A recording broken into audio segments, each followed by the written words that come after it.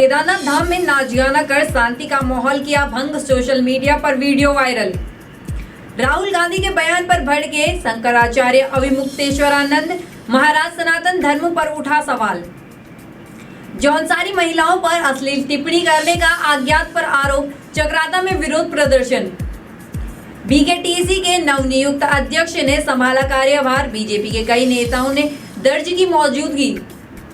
तेज बारिश से जल स्रोत हुए रिचार्ज, पानी की समस्या में मिलेगी राहत। नमस्कार, आप देख रहे हैं उत्तराखंड टाइम और मैं हूं आपके साथ अनुरागनी चौहान। खबरें अब विस्तार से। कुछ दिनों से विभिन्न सोशल मीडिया प्लेटफॉर्म पर एक वीडियो वायरल हो रहा है जिसमें कुछ युवक केदारनाथ मंदिर के पीछे के हिस्से में डीजे बजाकर नाचते हुए दिखाई दे रहे हैं, हल्ला कर रहे हैं। वायरल वीडियो के संबंध में आसपास से पूछताछ करने पर पता चला कि यह वीडियो कपाट खुलने के बाद का नहीं है। इस प्रकरण में बीकेटीसी प्रभारी अधिकारी गिरीश देवली ने हाल के केदारनाथ धाम द्वारा कोतवाली सोनप्रयाग में तहरीर दी। तहरीर के आधार पर धारा 298 भारतीय न्याय संहिता संबंधी अभियोग में इन अज्ञात व्यक्तियों के विरुद्ध पंजीकृत किया गया है। बता दें, अभियोग की विवेचना प्रचलित है। विभिन्न सोशल मीडिया प्लेटफॉर्म के माध्यम से असामाजिक तत्वों का चिन्हीकरण किया गया है और उनके खिलाफ नियमानुसार कार्यवाही की जाएगी। फिलहाल जनपद पुलिस के द्वारा आमजन से अपील की गई है कि वीडियो केदारनाथ धाम की पवित्रता से जुड़ा हुआ है, कृपया वीडियो को प्रचार प्रसारित न करें। कांग्रेस के वरिष्ठ नेता राहुल गांधी द्वारा संसद में मनुस्मृति पर दिए गए बयान को लेकर ज्योतिष पीठ के शंकराचार्य अविमुक्तेश्वरानंद महाराज बोले, ऐसा समझा जा रहा है देश में सनातन धर्म और हिंदू धर्म अनाथ हो गया है। जिसका जो मन में आता है सनातन शास्त्रों के विरुद्ध बोल देता है। राहुल गांधी द्वारा संसद में मनुस्मृति का अपमान किया, इसके विरोध में हिंदुओं को ठेस पहुंची है, इसलिए उनको नोटिस भेजा गया है। वीडियो दिखाए गए संसद में, आपने वहां पर दो बातें कही हैं। एक तो धर्म मनुस्मृति बलात्कारियों का संरक्षण करती है, ऐसे आशय आपने प्रकट किए, और दूसरे आपने कहा कि तुम्हारी किताब, माने आप उसको अपनी किताब नहीं मानते हैं। इस विषय में आप स्पष्टीकरण दीजिए, क्योंकि संसद में खड़े होकर के आपने ये कहा है। अगर बाहर भी कहते तो एक बार हम लोग कमज़ोर मानते उनके कथन को, लेकिन संसद में तो रिकॉर्ड हो जाता है। तो मनुस्मृति को राहुल गांधी अपनी किताब नहीं मानते। अगर वो हिंदू होते तो मनुस्मृति को अपनी किताब मानते। जो भी हिंदू हैं वो मनुस्मृति को अपनी किताब मानते हैं।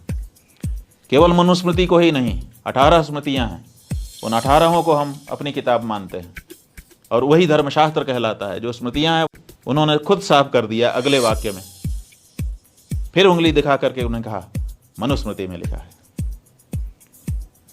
अब सवाल यह है कि मनुस्मृति हम हिंदुओं का धर्म ग्रंथ है, हम मानते हैं और पूरा विश्व मानता है कि इस संसार में सबसे पहला संविधान अगर कोई बना तो वो मनुस्मृति बनी। तो मनुस्मृति तो सबसे पुराना विश्व का संविधान है और उस संविधान से प्रेरणा लेकर के जाने कितने संविधान रचे गए हैं, और हम तो आज भी उसके अनुसार अपना जीवन चलाते हैं। मनुस्मृति की किसी बात से आप असहमत हो सकते हैं, हो सकता है कि आपको समझ में ना आ रहा। जौनसार और गोरखा समुदाय की महिलाओं पर सोशल मीडिया में की गई अश्लील टिप्पणी से चक्राता वासी आक्रोश में नजर आए। चक्राता वासियों ने शहीद स्मारक चौक चक्राता में प्रदर्शन किया और आरोपी को गिरफ्तार करने की मांग की है।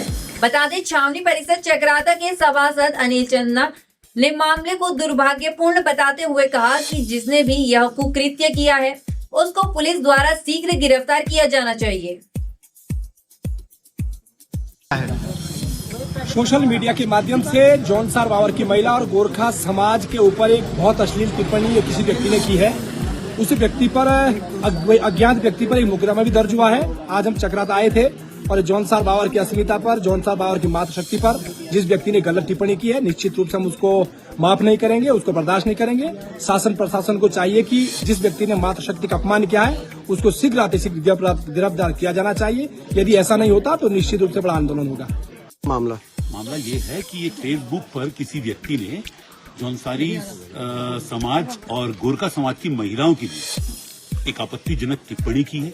वो टिप्पणी जैसा मैं अभी अपने संबोधन में भी कह रहा था कि वो टिप्पणी इतनी अश्लील है कि जिसको हम सार्वजनिक तौर पर बोल भी नहीं सकते। और मुझे बड़ा अफसोस है इस बात का कि अगर हम कहीं महिलाओं का अगर कहीं सम्मान है तो जौनसार बावर से ज्यादा बराबर कहीं सम्मान नहीं है महिला का। और यहाँ को सॉफ्ट टारगेट बनाकर, मैं बहुत टाइम से नोट कर रहा हूँ इस बात को कि मेरा पूरा जीवन ही यही बीता है, तो एक सॉफ्ट टारगेट जौनसार बावर को करके यहाँ के बारे में अनर्गल बातें फैलाई जाती है। और एक फेसबुक तो वैसा माध्यम होगा कि हमने 4 उंगली चलाई और हम कुछ भी लिख दें। और मेरा प्रशासन से बिल्कुल सीरियसली ये डिमांड है मेरी प्रशासन से कि अविलंब उस व्यक्ति को ढूंढ कर, क्योंकि मुकदमा हो गया है, अखबार के माध्यम से पता लगा कि मुकदमा हो गया है और उसके खिलाफ मुकदमा हो गया, तो उसको अविलंब गिरफ्तार करके उसे कड़ी से कड़ी सजा दी जाए। और अगर ऐसा नहीं हुआ तो जौनसार बावर की जनता सड़कों पर उतरेगी और हम आंदोलन करेंगे। बीकेटीसी के नवनियुक्त अध्यक्ष ने कार्यभार संभाल लिया है। बता दें, हेमंत द्विवेदी ने पदभार ग्रहण किया है। उन्होंने हवन पूजन का कार्यभार ग्रहण किया है। बताते चले 3 मई को बीकेटीसी के अध्यक्ष पद पर सरकार ने उन्हें नियुक्त किया था। इस पदभार ग्रहण करने में बीजेपी के कई नेता मौजूद रहे। साथ ही उपाध्यक्ष विनय ने भी कार्यभार संभाल लिया है। इस मौके पर मुख्य कार्यधिकारी विजय प्रसाद थपलियाल भी मौजूद रहे। पौड़ी गढ़वाल में एक बार फिर मौसम विभाग की भविष्यवाणी सच साबित हुई है। तेज आंधी और तूफान ने लोगों को हैरान तो कर दिया। जहां लोग गर्मियों के कपड़े निकाल चुके थे, वहीं अचानक मौसम के इस बदले तेवर ने उन्हें फिर से सर्दियों के कपड़े पहनने पर मजबूर कर दिया है। बता दें, पौड़ी में तापमान में अचानक गिरावट दर्ज की गई और ठंड का माहौल फिर से लौट आया है। जल निगम पौड़ी एई नंद किशोर सती ने बताया कि हाल ही में हो रही तेज बारिश से इलाके में गर्मी से कुछ राहत मिलेगी।